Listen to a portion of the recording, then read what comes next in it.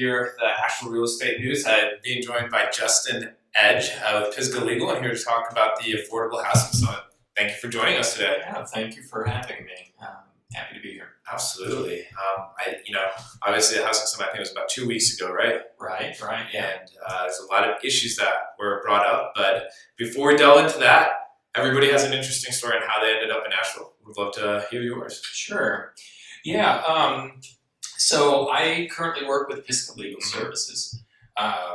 So I come from a background of working on economic development and affordable housing policy and practice. I'm a lawyer by training, but public policy as well.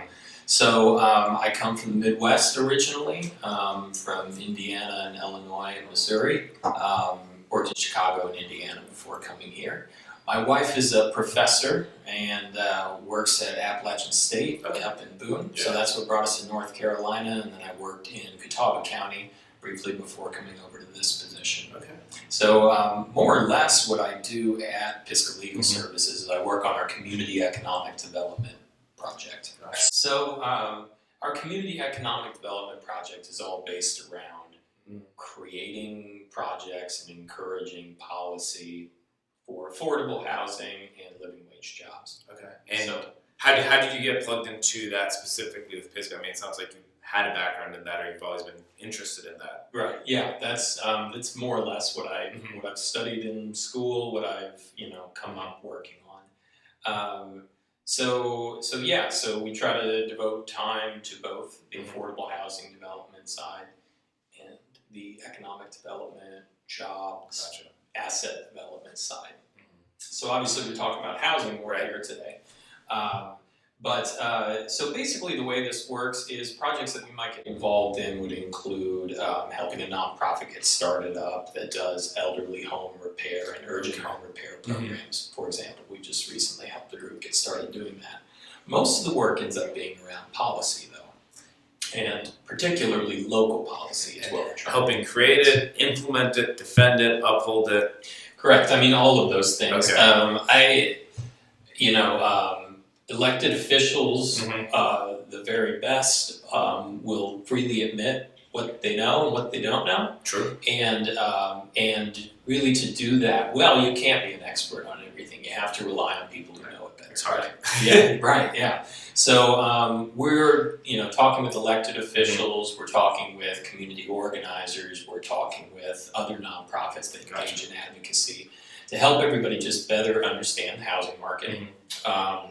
And then, and beyond that, just advocating for policies that we think are going to make a difference. Right. So I would say that our policy engagement up to this point has been pretty limited, Pisgah Legal Services as a whole. But as we began to pull into this more, I really think that affordable housing, you absolutely have to engage with the private sector, and you really have to get beyond City Hall. Yeah, I would wholeheartedly agree with that. It kind of needs everybody to chip in and to contribute. And the old model of nonprofits and advocacy groups is, to rely on grants and to rely on things that really get you detached from the private sector. And I work with a lot of small businesses and things, so I'm definitely aware. And so one thing that I've seen that where some real headway can be made, the low-hanging fruit. Obviously none of these projects are little projects, but the low-hanging fruit. The first thing to tackle per se, right? The first thing to tackle is getting the private sector together to talk about this. And obviously I'm not the first one to think of that. It's been going on for a while. So what the Affordable Housing Summit. Is that kind of what came out of that thought process? That's what came out of that, right. What we have in the way of affordable housing locally is we have naturally occurring affordable housing. And then we have almost exclusively low-income housing tax credit projects.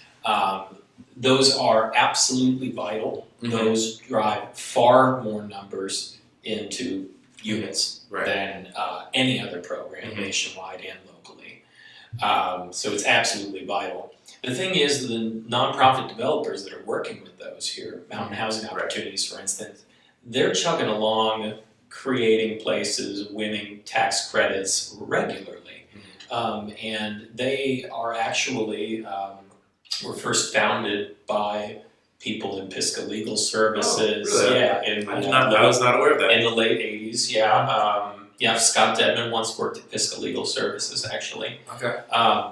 And they are doing a great job. Okay.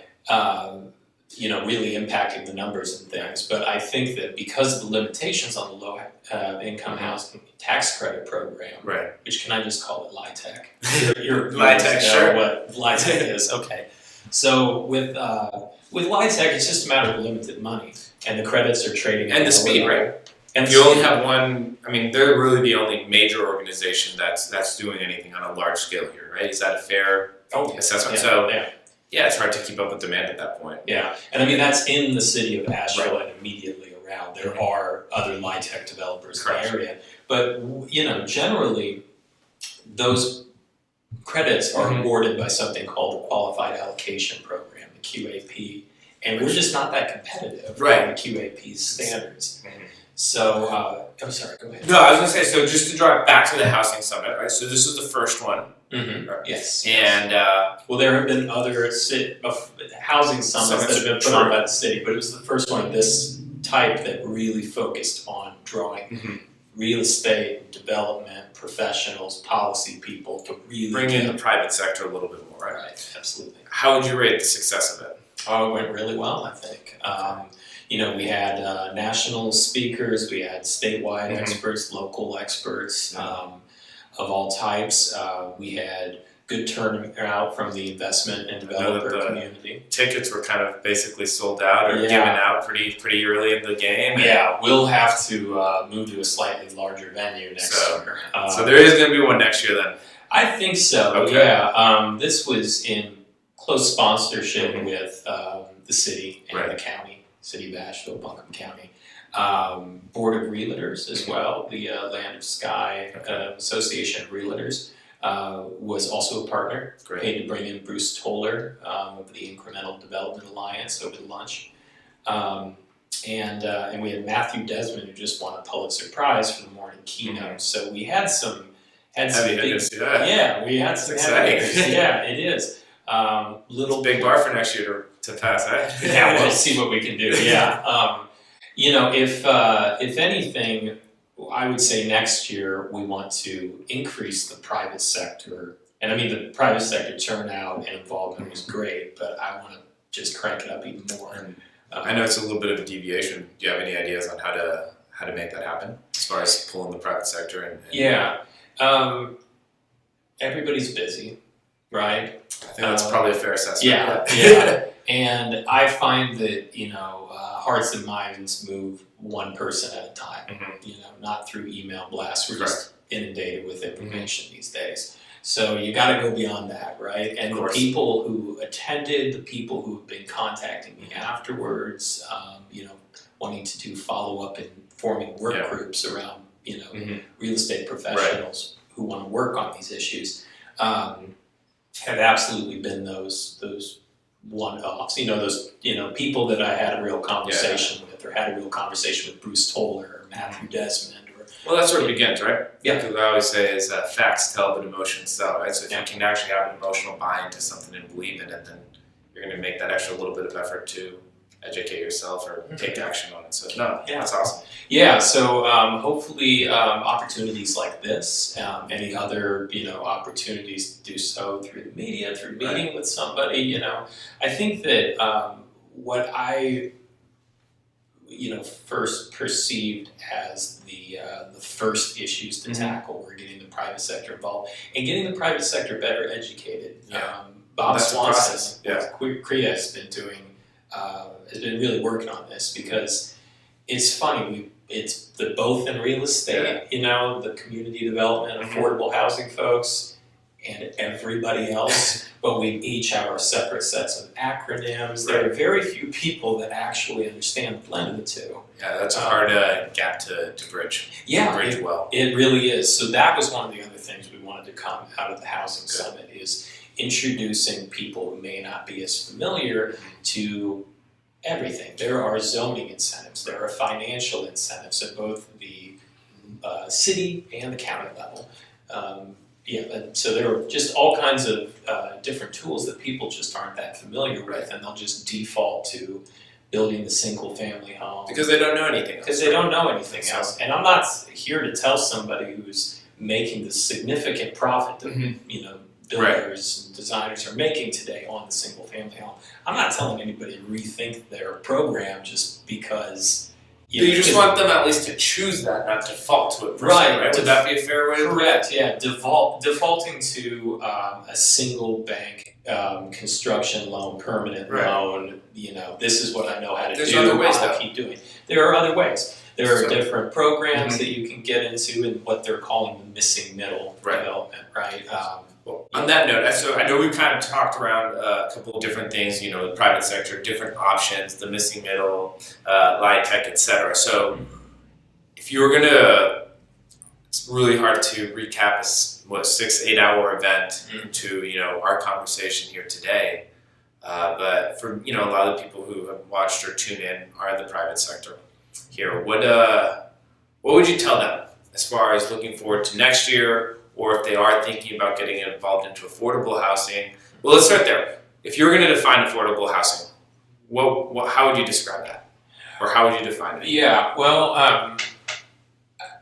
there are a few if that's even possible. things to it, right? Yeah. I make a generalization when people in the private sector talk about affordable housing, what they often are talking about is what is also called workforce housing. Right. It's defined usually as something that's affordable to from 80 to 120% of area median income. Okay. So now affordable housing, as far as what the crisis is that everybody's talking about, is more or less 100% AMI or 80% AMI on down. That's average median income. Average median income. See me in my acronyms. It just shows how involved you are. Yeah. So that's what it's defined as. So what are we looking at? We're looking at to be affordable to a family at 80% of AMI, small families, smaller apartment or place. We're looking at like $800 in rent for a 3-bedroom, 2-bath. Yeah, well, it varies a little bit. There's several things. I know there's a sliding scale. There are sliding scales based on family size, lots of things. But let's talk about that. Think about that 700 to maybe 1,000 kind of range being affordable to somebody in kind of the heart of that. Not the lowest income, but the low income people. Gotcha. Okay. Now, so there are several different ways to get at that. Housing vouchers are one of the ways to get at those.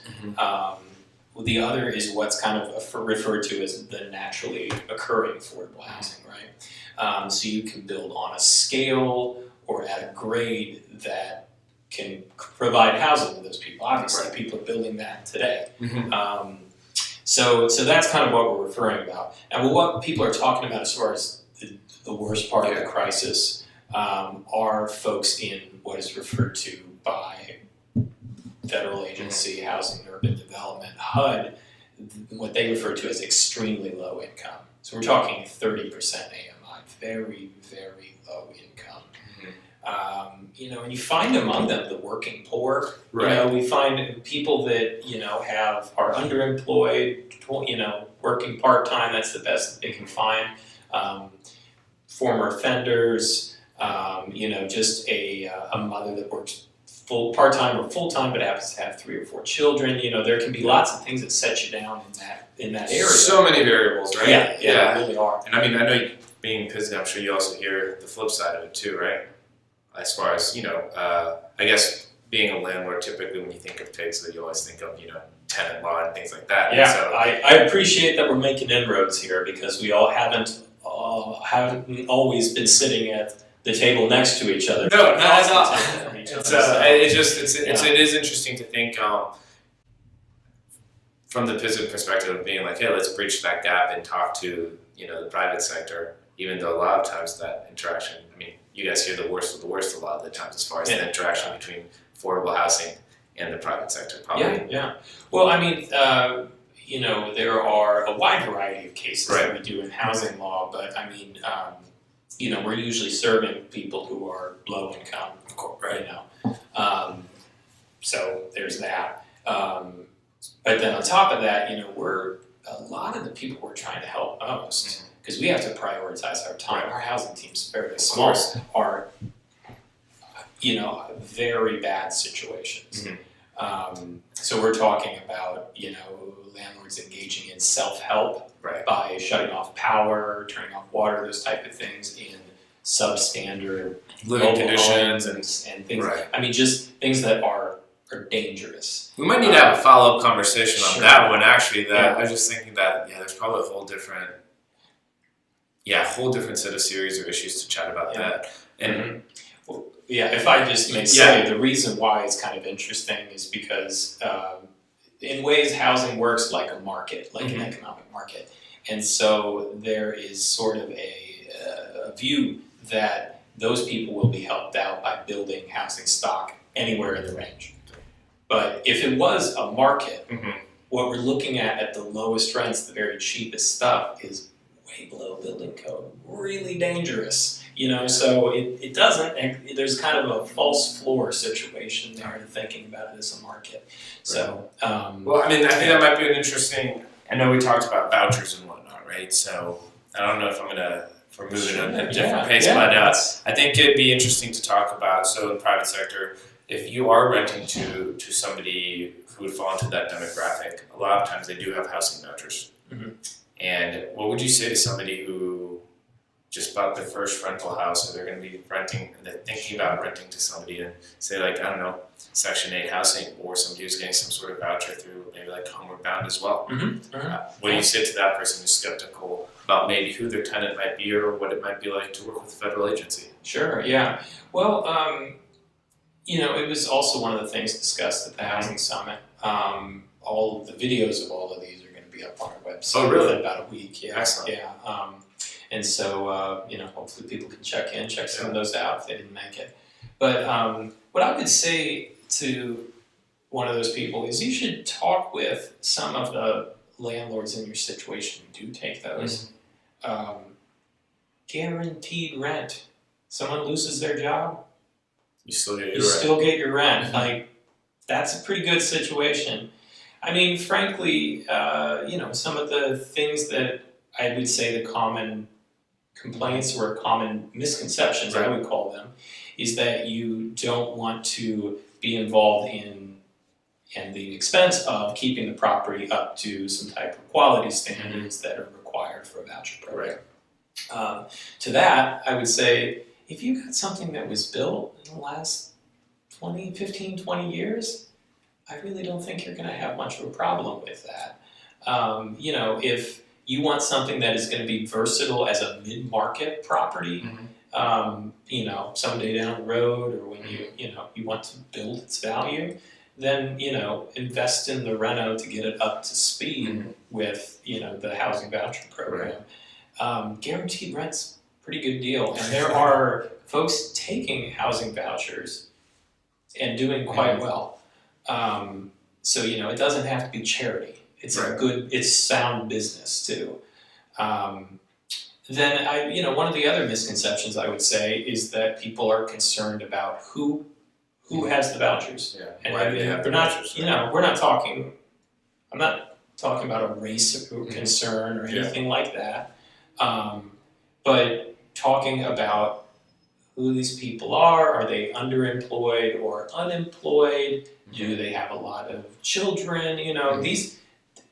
These are, I would say, misconceptions. Those are the questions you hear. Yeah, but those are the questions that you hear.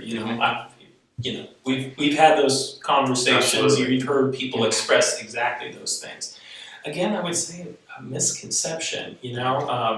I don't see a reason why you wouldn't necessarily want a family. Single family or single parent homes are becoming more and more common in the U.S. every single day and every single demographic. So, it's part of it is kind of an old-fashioned worldview of things. And then if people are worried about unemployed or underemployed, that's not necessarily a concern of yours if you have guaranteed rent. It changes your dynamic a lot. Yeah, so you actually don't have to worry about them losing their job. Yeah, because you know, it doesn't matter. Yeah, as far as that goes. Right. Yeah. So those are some of the things I would express. You know, basically about 50% of the housing vouchers that are awarded in our local market go unused. Interesting. They have. Yeah. If someone's interested in accepting these, there is a huge demand on the market, you know, for the housing stock. Right. So 50% of them go unused, have to be returned. Wow. It's an opportunity because it's flexible. The vouchers, they pay 30% of whatever they make. Right. So, you know, basically, it's flexible over time too. They're not going to be penalized for getting gainful employment. They go out and get a full-time job. It just means that they can have a larger voucher. Right. The next month, they'll just pay more of their 30%. They lose their job, they'll pay, you know, and it's adjusted in real time. So it's actually, as far as government programs go, pretty darn flexible, pretty responsive to the market, pretty responsive to what's going on in their lives. So, well, that's great then, yeah. So, and you said that video is going to be on the website. So if somebody wanted to get a little bit more details, then we'll have the website up for everybody as well. So, yeah.